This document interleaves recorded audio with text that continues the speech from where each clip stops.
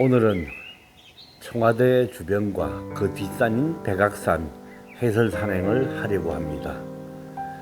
먼저 출발은 청와대 앞 분수대에서 시작합니다. 김영삼 대통령이 처음으로 개방되고 여기가 청와대 사랑방이 생겼었어. 그리고 건너편에 옛날 궁정동 안가로 불리던 곳이 싹 흘려서 무궁화동산이 만들어졌습니다. 김영삼 대통령 때 이제 안가를 다 헐어버리고 이 무궁화를 심어서 무궁화동산을 만든 거죠. 여기가 1979년 10월 26일 김재규가 박정희 대통령을 시해한 현장입니다. 아, 여기 이장 정도. 여기입니다. 그거 안가를 헐어버렸는데 다 풀었구나. 그 자리가 여기 뭐 푯말이라고 붙여놓으면 좋은데 아는 사람은 아니, 별로 내가 없어요. 여기서 국악을 장사하고 장사하겠다. 정말아. 제가 국악보다 한 10명이 넘는 거야.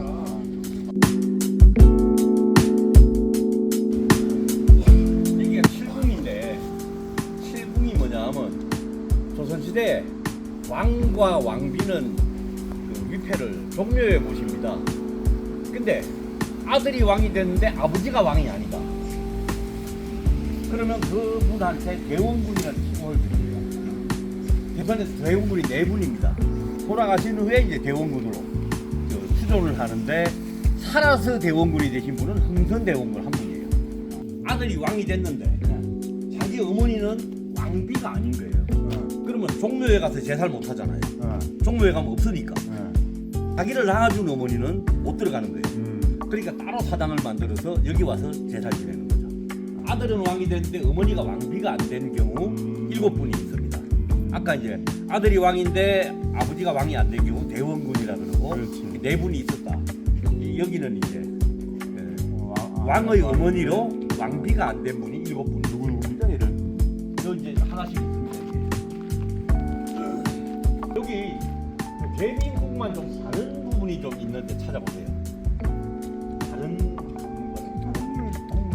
네? 예, 기둥이 동그라요. 저 기둥을 동그랗게 깎는 거는 왕궁 외에는 못하거든요. 왕과 왕비 외에는 저 기둥을 동그랗게 깎을 수가 없습니다. 근데 여기를 깎아놨어요. 여기 칠궁에서 유일하게 왕비가 된 적이 있는 분이에요. 장입인가? 예, 희빈장씨. 그러니까 인원왕후를 모략을 해가지고 쫓아내고 왕비가 된 게 그 희빈장씨입니다. 그런데 숙종이 또 무술이 출신의 이 부인을 하나 성언을 입혀가지고 아들을 낳은 게 영조잖아요. 그리고 이제 숙빈으로 올려요. 그런데 이제 둘이 싸우는 거죠. 이 희빈장씨가 낳은 아들이 이제 경종이 되고, 그 다음에 그 동생이 영조거든요. 그러니까 숙빈 최씨가 다시 그 숙종한테 일러가지고 희빈장씨를 쫓아내버립니다. 인연왕후를 저주를 했다. 그래서 인연왕후가 다시 복위가 되고 희빈장씨가 쫓겨납니다. 그리고 이제 경종이 왕에 올랐는데 이제 남인들은 경종을 지지하는데 서인과 인원왕후는 영조를 지지하는 거죠.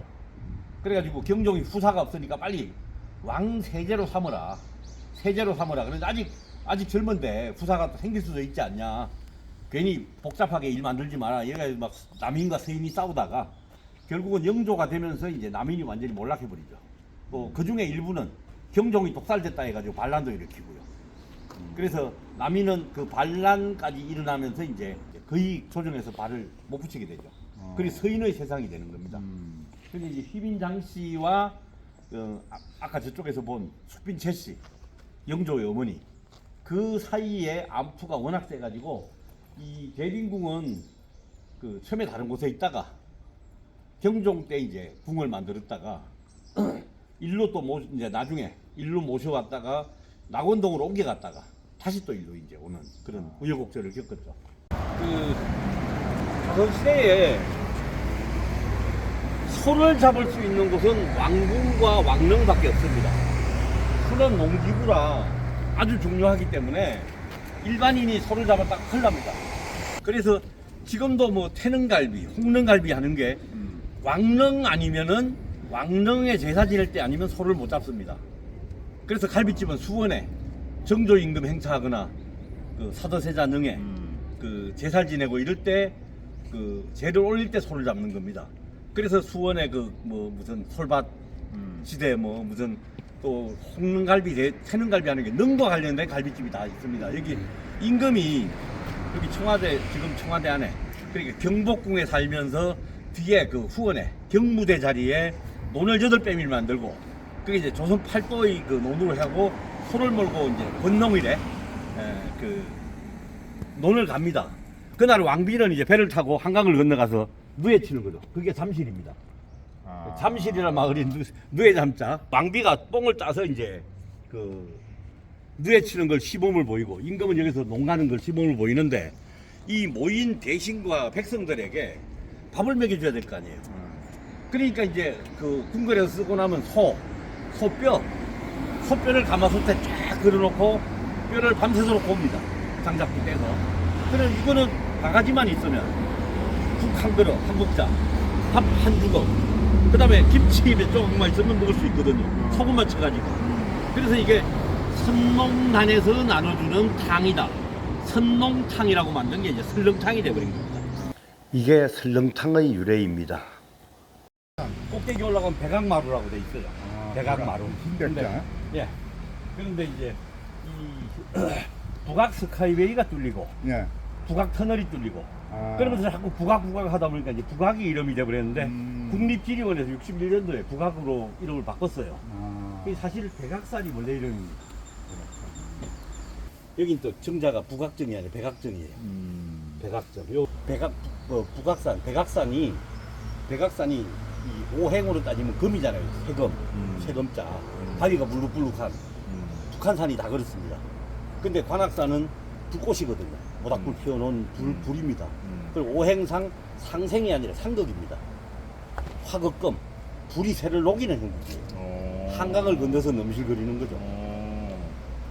그러니까 일본 놈들이 만든 우리 산맥에는 광주 산맥으로 북한산과 관악산이 같은 산맥입니다.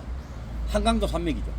한강을 산맥이라고 우리는 이제 배운 거예요. 그런데 우리 고유의 풍수지리와 조선시대의 상경 개념에 따르면 이 북한산은 금강산 위에 추가령 지구대에서부터 서쪽으로 달려서 이 라인에 떨어지는 물은 다 한강으로 흘러옵니다. 그 넘어오면 임진강으로 흘러가고요. 근데 그러면 일본 놈들이 만든 태백산맥을 타고 가서 송리산에서 거꾸로 올라옵니다. 거꾸로 북쪽으로 올라와서 거기 떨어진 몇 방울은 남한강으로 흐릅니다. 그래서 여기 만납니다. 두물머리에서 양수리에서 만납니다. 그리고 그 조선 때 이름이 이수두입니다. 이수두, 두물머리, 머리 두자. 그 와서 맨 끝이 관악산입니다. 관악산은 한남 정맥이 북쪽으로 올라와서 불꽃 형태로 맺혀 있고 이 백악산은 위에서 한강 북쪽으로 달려가지고 남쪽으로 내려오다가 맺힌 쇠입니다. 그러니까 화극금으로 항상 이게 넘보게 돼 있어요. 그래서 이제 해치, 불을 다스리는 해태상을 만들고 관악산에다가 무학대사가 85개의 뭐 봉으로 만든 불상을 파묻었다. 설자리에 뭐 이런 얘기도 있고. 그 다음에 그 관악산 옆에 호암산이라고 있어요. 삼성산, 호암산이 관악산과 같이 포함되어 있는데 호암산이 굉장히 호랑이 기운이 셉니다. 거기다 이제 절을 지은 게 호압사, 호랑이를 누른다. 그 무학대사가 지은 거예요. 호압사, 호랑이 기운을 눌러서 관악산이 기를 뺀다. 뭐 그런 호압사도 무학대사가 지었고 이 조선시대의 그 산경이 그냥 풍수지리와 우리 고유의 역사를 담은 거지. 일본이 만든 뭐 태백산맥 일본 사람들이 만든 거예요. 산맥이란 말이고. 예, 산맥이란 개념이. 그런데 거기에 따르면 한강이 산맥입니다. 금강도 산맥이고, 차령산맥이 금강을 건너고, 소백산맥은 섬진강을 건너고, 지리산에서 광양 백운산으로 연결되는데 그 사이 강이 흐르거든요. 이건 산맥이 아니에요. 순엉터리 산맥, 우리가 지금 엉터리 지도 배우고 있는 거예요. 그래서 백악정 올라가서 여기 옛날 청와대 개방 행사 요새 했는데 사실은 여기 대통문이라고 여기입니다. 여기까지가 이제 청와대 경내고 여기 그 문재인 때 얼른 개방한 게 요거거든요. 개방했는데 이제 윤석열 대통령 되면서 이제 요걸 열어버립니다. 저 바위가 저게 인왕산인데 저 오른쪽에 큰 바위 있죠. 쇠말뚝 받고 이렇게 연결해서 저기가 기차 바위입니다. 주바위가 그 치마바위입니다. 치마바위는 중종 반정하고 관련이 있는데 중종이 왕위에 오르고 일주일 만에 부인이 쫓겨납니다. 안을 일으켜서 제일 먼저 신수근하고 장록술 죽입니다. 그리고 연산군을 잡는 거죠. 근데 군대가 몰려와가지고 집을 포위하니까 진성대군이 연산 형님이 날 죽이라고 군사를 보냈나 보다. 군사들에게 무참하게 살해되느니 내가 목을 매겠다고 그 목을 매려고 하는데 부인이 똑똑합니다. 신씨가 그 신수건의 딸이 잠깐만 기다려보라. 그리고 이제 종을 시켜가지고 군사들이 어떤 형태로 있는지 보라. 말머리가 어느 쪽을 향하고 있는지 보라. 하니까 말머리가 밖을 향하고 있다. 그러면 우리를 죽이려면 우리 집을 향해서 말머리가 있어야 되는데 우리를 보호하기 위해서 바깥을 향하고 있다. 똑똑했네. 우리를 지켜주려고 보낸 군대다. 근데 그 부인이 똑똑한 부인이 중종의 우유부단함과 그 중종 반정 공신들의 강압에 의해서 쫓겨납니다. 일주일 만에. 아버지가 연산군의 그 처남으로 영의정이었으니까 그리고 반정공신들한테 죽었으니까. 신수군. 그 역적으로 몰려 죽었는데 역적의 딸을 왕비로 모실 수 없다 하니까 할 수 없이 중종이 진성대군이 내보냅니다. 그러니까 당경왕후 나중에 이제 왕후가 되는데 그 신씨가 나가면서 내가 저 산에 올라가서 매일 붉은 치마를 걸어놓을 테니까 나를 잊지 마라. 해서 눈이 오나 비가 오나 한 50년을 저기다 치마를 걸어놨던 것이에요. 근데 중종은 이제 그 반정공신들의 강압에 의해서 이제 장경왕후를 맞이합니다. 그래서 장경왕후가 이제 8년 만에 하셨는데 다시 또 그 외척이 윤씨들이거든요. 윤씨들이 윤씨 부인을 또 모셔야 된다 이래가지고 이제 다른 윤씨 지방 주수를 또 드린 게 문정왕후입니다. 문정왕후는 23년간 이제 중종과 같이 그 왕비로 있는 거죠. 그러니까 현직 왕비의 외척이 이제 대윤, 전직 왕비의 이제 그 인척들 가족들이 이제 소윤 이래가지고 윤임과 윤원영 사이에 이제 대판 그 싸움이 일어난 게 이제 장경왕후와 문정왕후의 집안 싸움이 돼버린 거죠. 윤씨끼리 싸움이 일어나고 그 이후에도 이제 중종 이후에 그 아들들이 있는데 다 단명합니다. 그 인종이 올라섰는데 인종이 8개월 만에 승하하셔요. 그거는 장경왕후가 낳은 아들이죠. 근데 문정왕후가 낳은 아들이 이제 명종으로 올라서는데 그분도 또 명종도 오래 못 삽니다. 후사가 없이 돌아가셔요. 그래서 이제 다시 그 중종의 아들 중에 아들이 여러 명인데 7번째 아들이 이제 덕흥군입니다. 그 덕흥군의 아들 중에 둘째 아들을 올려서 이제 왕으로 올리는 게 선조입니다. 그래서 문정왕후는 장경왕후의 아들 인종, 자기가 낳은 아들 명종, 그리고 덕흥군의 아들 그 선조까지 3명의 왕을 왕위에 올린 왕비예요. 그러니까 남편 중종은 아버지 발제 성종묘 옆에 그 강남에 가면 선릉 정릉이 있는데 선정릉 그 정릉이 중종 혼자 있습니다. 부인이 3분인데도 한 분도 옆에 안 묻히고 그것도 문정하고 강제로 옮겨온 거죠. 옮겨다 놓고 자기는 거기 안 가고 태릉으로 갔죠. 태릉을 새로 만들어서 저기가 바로 치마바위입니다.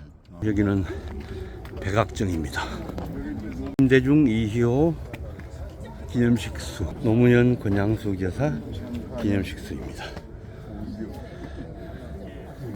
백악정에서 보면 지금 남산 서쪽이 정면으로 보이죠.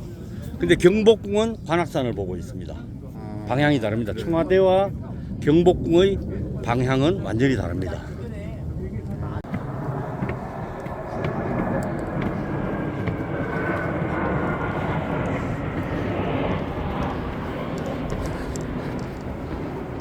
본관입니다. 그렇죠. 인왕홀, 대종홀, 인왕홀 보이네요. 여기 본관이고 대통령 집무실 노태우 대통령 때 지은 거고 그다음에 저 청와대가 향하는 곳은 남산 서쪽 자락입니다. 청와대가 바라보는 거는. 근데 이쪽에 경복궁이 바라보는 거는 관악산입니다. 정통 관악산입니다. 정도전이 거의 뭐 전권을 가지고 했는데 정도전이 정말 대단한 사람이에요. 여기 백악산을 주산으로 하고 좌청룡이 낙산, 우백호가 인왕산, 그다음에 안산, 이 밥상, 책상, 밥상이 저 남산입니다. 목명. 그래서 이 네 사산이거든요. 네 사산을 기준으로 이 산을 연결합니다. 그래서 이게 한양 도성이잖아요.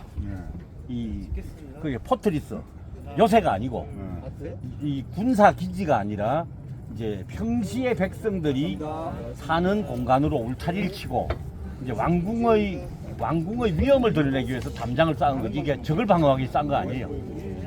필요하면 전쟁이 나면 산성으로 피하는 그 북한 산성과 남한 산성을 그래 만든 거거든요. 이 산성에서 저항하는 전쟁 때는 그런 개념입니다. 평시에는 생활하는 공간이에요. 그 여기는 이제 그 시티월 요새가 아니고 팰리스나 포트리스가 아니라 여기는 사실 시티월이죠. 도시의 담장 그런 형태입니다. 그래서 이 한양성을 저걸 쌓을 때 이제 조선 팔도의 장정들을 자, 동북면, 서북면만 빼고 그건 야인전 상대하니까 거기만 빼고 함경도 장정이 저 동대문 역사공원 있잖아요. 그쪽을 쌓고 경상도 장정이 저 남산 쪽을 쌓고 전라도 장정이 인왕산 이쪽을 쌓고 뭐 이런 이걸 나눴어요. 그 정도정이 요 위에가 천자입니다. 천자부터 돌아가지고 360개의 섹타를 만들고 그 섹타를 다 나눠줬습니다. 그래서 각 판찰자 책임하에 어디서 어디까지는 책임지고 만들어라. 그렇게 섹타를 나눠줘가지고 자기들이 밥솥 가져와서 밥 해먹으면서 장정들 동원해서 돌 깎고 석수 동원해서 돌 깎고 해가지고 다 만든 겁니다. 낙산 가보니까 거기 있더라고. 예. 각 시도별로. 예. 원래는 낙산이 아니라 저 하차산이나 이런 데서 저 돌을 날라오게 하니까 이게 너무 힘든 거예요. 그래서 낙산에 돌을 떼도록 만들었거든요. 돌을 깨서 가져오도록. 그러니까 인력이 훨씬 줄어든 거죠. 예. 경복궁이 조선의 정궁인데 일제가 되면서 경복궁을 앞뒤로 완전히 잘라버립니다. 길을. 그 경복궁 정문이 광화문인데 거기다가 총독부 청살지어요. 원래 그 이또 히로부미가 통감일 때는 통감부 청사가 남산에 있었어요. 지금 리라 초등학교 있는 거기 그 외성대라 그랬거든요. 외성대. 그리고 남산에 신살도 있고 관저도 그 뒤에 있었어요.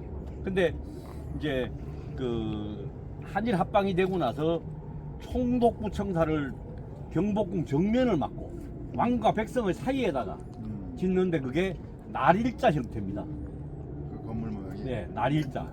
총독부 청사 건물은 일본의 일자, 날일자로 지었습니다. 그 다음에 지금 서울시청 자리 경성부청을 짓는데 그게 근본본자 형태입니다. 경성부청 건물은 일본의 본자, 근본 본자 형태로 지었습니다. 일본이라고 짓는 거죠.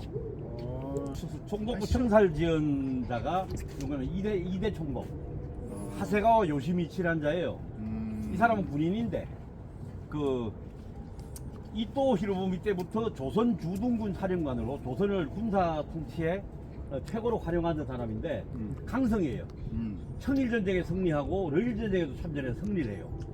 강성 중에 강성 군인입니다. 그래서 무단 통치, 우리 총칼로 그냥 우리 조선 백성들을 무자비하게 탄압하던 그게 2대 총독 하세가와 요시미치입니다. 이 하세가와 요시미치가 조선 왕궁의 정면을 막고 날일자로 석조 건물로 총독부 청사를 짓고 경성부청을 지으면서 일본이라고 땅에 새겨놓은 겁니다. 왕과 백성들을 완전히 갈라버린 거죠. 그러다가 무단 통치 반발로 우리 3.1운동이 일어나면서 쫓겨나죠. 쫓겨나고 이제 문화 통치로 되면서 좀 이제 유화적인 걸로 바뀌는데 데라우치 때는 어디서 그럼 진물을 봤어요? 데라우찌는 진물을 그 남산에 있는 내가 총독 이또 히로부미가 만들어 놓은 통감부 청사에서 통감부 청사에 봤구나. 그 외성대죠. 그때만 해도 통감부도 거기 있었고 통감관저도 거기 있었어요. 그 목조 건물입니다. 7대 총독 미나미 지로란 자가 와가지고 총독 관저를 이제 청와대 뒤에다가 만들어 놓습니다. 경무대 자리에다가. 청와대 뒤에는 원래 그 들판이었어요. 고려 때부터 그 여기를 이제 남경이라 해가지고 남경의 뒤에 경무대라 해서 들판이 있었습니다.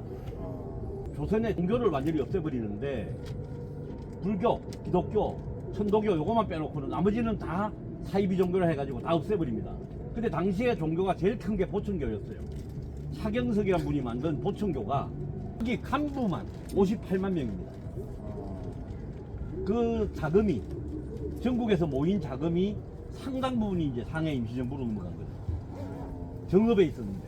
그래서 김구 선생이 귀국하고 나서 우리는 정읍을 잊으면 안 된다. 그리고 그 재정부장이 김홍규란 분인데 이분이 10만 원을 가지고 상해로 가다가 만주에서 잡혀가지고 감옥에서 죽거든요. 그 아들이 탄허스님입니다. 탄허스님이 아버지가 그 보천교 재정부장이. 근데 보천교가 백두산에서 거기는 미인송이라 그래요.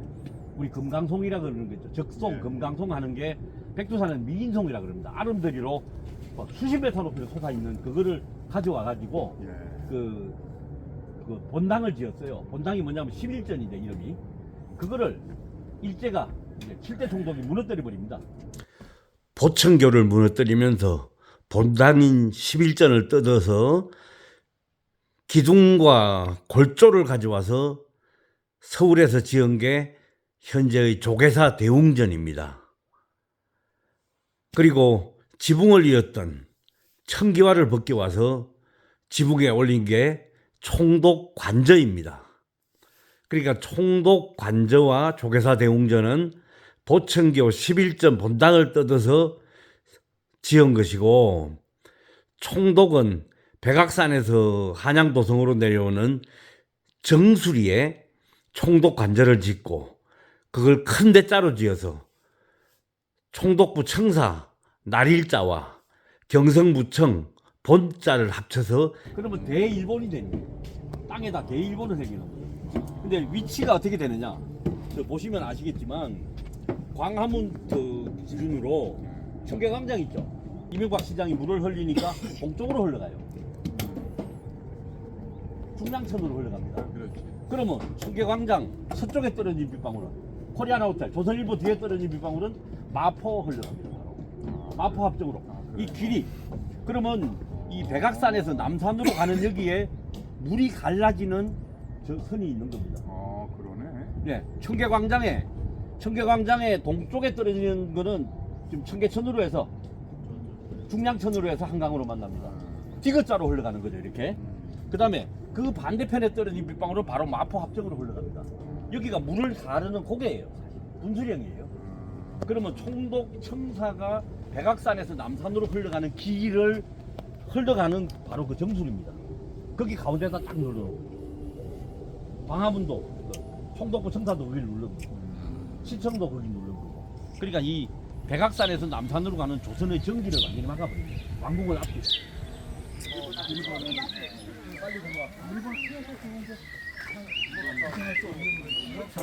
만세 동방 성수 남극, 만년을 동방삭처럼 사시고 임금의 목숨이 남극성이 장수를 상징하는 별입니다. 여기에 조그마한 약수가 있는데 먹을 수는 없습니다.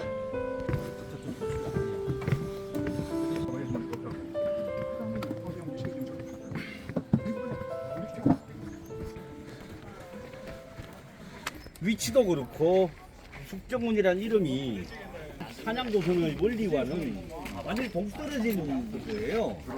네. 그 원래 대문은 사람이 잘 드나들 수 있도록 평지에 만드는데 여기는 산 속에 있어요.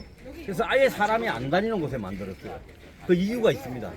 그리고 한양도성의 그 이름은 그 유교의 5대 덕목 인의 예지신에 따라 지었거든요. 동쪽이 첫 번째니까 동대문이 흥인문, 인을 흥하게 한다. 흥인문이에요. 그다음 그럼 서대문엔 의가 들어가죠. 돈이문, 의를 돈독하게 한다. 그다음에 남쪽이 그다음에 예가 되죠. 숭례문. 그다음에 북대문이 이제 지가 들어가야 되는데 이 알지자에다가 밑에 이제 날일자 들어가는 이 우리 지식 지혜할 때 그 지자인데 원래 그 발걸소 이 불화변에 이 칼도자 밑에 입구자 이 발걸소자 써서 소지문으로 지었어요 원래. 그게 이제 종묘 위쪽에 있었어요.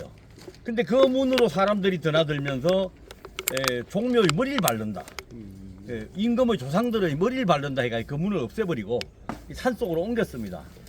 사대문이 인의예지고 믿을 신자가 이제 보신가게가 붙었거든요. 그래서 인의예지신을 이제 완성을 했는데 이 북문만은 뭐 이 정확한 건 아닙니다. 여러 가지 설이 있는데 그 중에 이 알지자나 발글지자를 쓰면 백성이 너무 많이 알면 정치가 어지러워진다.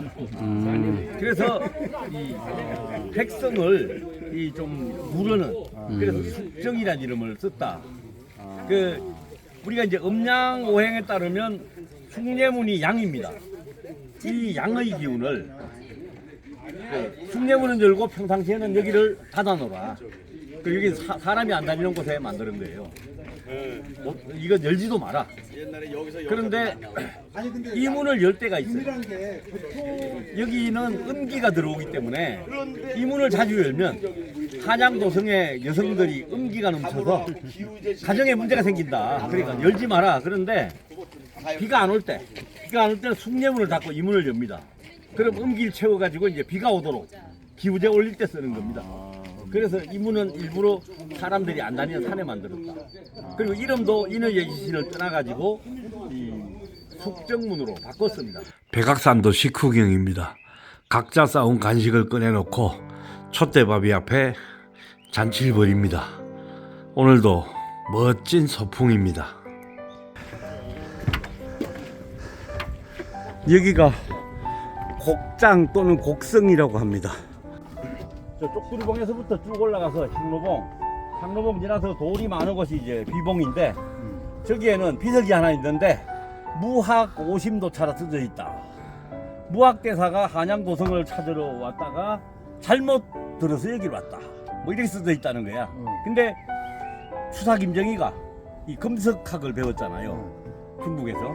그래가지고 저 올라가서 비석을 딱 이끼를 벗기고 해석을 하는데 진흥왕이 나오는 거예요. 그래가지고 자세히 판독을 해보니까 진흥왕이 한강 유역을 차지한 후에 여기까지 신라 땅이다. 내가 여기까지 정복했다 하고 세워놓은 거예요. 진흥왕 순습이란 걸 추사 김정희가 밝혀낸 겁니다. 그렇지. 예. 그리고 그 옆에 바위 조그만 거 톡 튀어나온 저기 사모바위. 그 다음에 봉우리가 성가봉. 그 밑에 저리 성가사죠. 그 비구니 스님들 계시는 그렇구나. 성가사 보현봉. 그 다음에 쭉 올라가면 저 뒤로 툭 튀어나온 게 이제 그 나한봉. 저쪽이 문수봉입니다. 이쪽이 보현봉. 그 보현봉, 문수봉. 그 석가모니 부처님의 오른쪽 왼쪽에는 항상 보현보살과 문수보살이 있었거든요. 수제자들. 그래서 보현봉, 문수봉이고 저 이름들은 다 그 도성국사가 이름을 지어놨다. 저를 지은 게 이쪽은 문수암, 이쪽은 보현사라고 지었는데 이 문수암은 원래 암자였어요. 근데 이제 그 이승만 대통령의 어머니가 해주에서 여기까지 걸어와가지고 저기로 올라가서 기도를 해가지고 아들을 낳았어요. 그 이승만 대통령이에요. 그 이승만 대통령하고 프란체스카 여사가 대통령 되고 나서 저기로 올라가가지고 사진도 찍고 문수사라고 이렇게 그 편액을 남긴 게 그 지금도 붙어 있습니다. 그리고 이쪽 보현사는 원래 도성국사가 보현사라고 지었는데 그 시인 고원이라고 있어요. 그 사람이 그 원래 스님이었거든요. 일초 그래요? 효봉스님 밑에 효봉스님의 상자로 효봉스님이 조계종 총무원장이 되면서 따라와가지고 불교 신문사에 글을 쓰기 시작했어요. 그러면서 이 양반이 이제 뭐 시인으로 등단하고 글쟁이가 됐는데 그럼 저 밑에가 이거 그 이상한 그 고원신 그 고원 맞아. 원래 스님이었어. 근데 그분이 여기 저 보현사 주지로 있을 때 저 절 이름을 자기 법호의 일자 일초스님의 일자와 도선스님의 선자를 따가지고 일선사로 바꿔버린 거예요. 여기가 곡장인데 곡성이라고도 합니다. 성이 이렇게 성벽이 그냥 지나가는 게 아니라 산을 타고 따라 올라온 겁니다. 이렇게.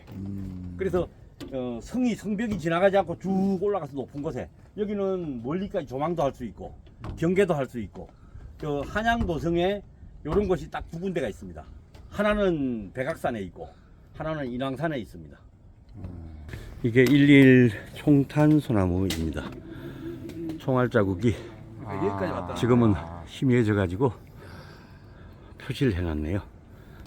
김신조란 사람이 이제 유일하게 자수하는 바람에 김신조 사태 뭐 이렇게 되는데, 사실은 그 인솔자는 박성철이라고 124군 부대의 그 소위입니다. 근데 대위 계급장을 달고 이제 지휘관으로 해서 부대를 지휘하고 왔는데 31명이에요. 31명 중에 28명 사살, 한 명은 생포라 그러는데 사실상 본인이 손 들고 나왔으니까 자수라 보고, 한 명은 넘어간 게 확실해요. 2명은 어떻게 되니? 근데 한 명은 북한에서 자취가 없어. 한 명 살아있는 한 명 중에 박재경 대장이라고 나중에 그 김대중 정부 때 그 송이버섯 싣고 와가지고 했던 그 박재경 대장이라고 있어요. 배가 이게 넘어왔어. 예, 예. 그리고 지금은 한 5년 전에 박재경 대장이 북한에서 사라졌어요. 해외로 망명했다고 지금 알려져 있는데, 그래요? 예. 북한 체제에서는 박재경 같은 사람도 북한에서 영웅이잖아요. 유일하게 살아갔으니까. 한 명은 한국에선 시신이 발견 안 되고 북한에서도 자취가 없어요. 그래서 아마 휴전선 안에서 뭐 가다가 시신이 어디 숨겨졌거나 뭐 그럴 수도 있다. 시신을 못 찾은 케이스일 수도 있다. 그래서 우리가 684 부대라고 우리 실미도 사건 그 보면 그 68년 4월에 31명을 또 똑같이 만들어서 이제 평양에 보낸다고 네네. 하잖아요. 네. 백악마루입니다. 흔히들 북악산이라 부르지만 본래 이름은 백악산이고 여기 편말도 백악마루라고 적혀 있습니다. 창의문 내려가는 길은 경사가 급합니다. 길 건너편에 차 앞에. 네, 여기로 쭉 저 산에서 산으로 그 황토길 나온 거 있죠. 거기 기와집 있죠. 저 집이 그 안동김씨 세도가의 집인데 흥선대원군이 뺏은 집이에요. 그 석파정이라고. 네, 석파 저 집을 흥선군이 저 집을 뺏고 나서 본인 호를 석파라고 지었어요. 석파라는 게 이쪽 여기 백악산을 보면 돌을 이렇게 무더기로 쌓아놓은 것 같은 거라서 이렇게 석파 돌무더기라는 호인데, 그 앞에 빌딩 하나, 그게 서울미술관이에요.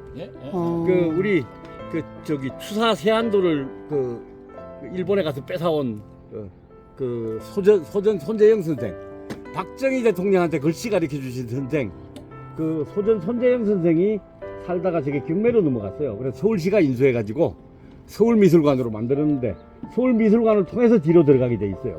잔디밭 있고 뒤에 기와집 멋진 거 보이죠?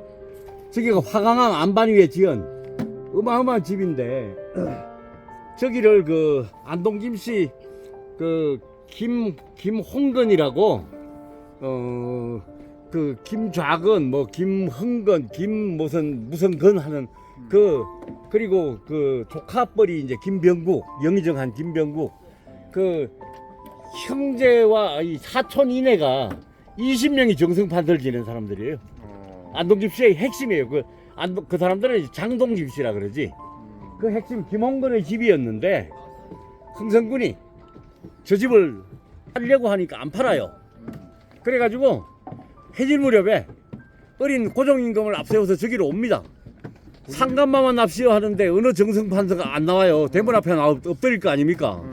그러면 임금이 들어가면 안방에 앉지. 그죠? 임금이 안방에서 주무시고 가는데 임금이 자는 잔방은 신하가 자면 안 돼요. 그건 역적입니다. 역모가 되는 거예요. 그런 거요? 임금이 데리고 잔 여자를 데리고 자면 그 역모 아닙니까? 임금이 잔 방은 절대 못 자요. 그러니까 김홍건이 어쩔 수 없이 대원군한테 팔아요. 흥선군이 지모도 뛰어나고 배짱도 뛰어난 사람이에요. 그래서 저 집을 뺏어가지고 이름을 석파정이라고 짓습니다.